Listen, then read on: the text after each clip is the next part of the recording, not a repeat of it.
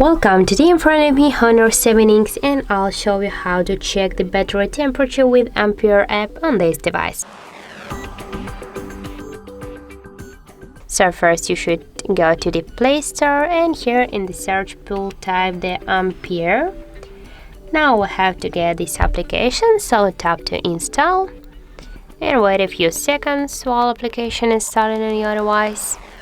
Now just open the app. Here click yes I agree, pick close, and on the left down corner tap to OK.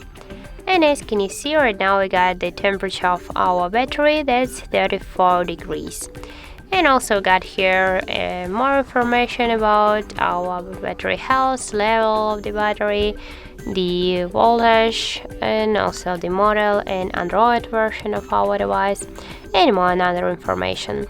So that's how it looks. If you found this video helpful, leave like, comment and subscribe our channel.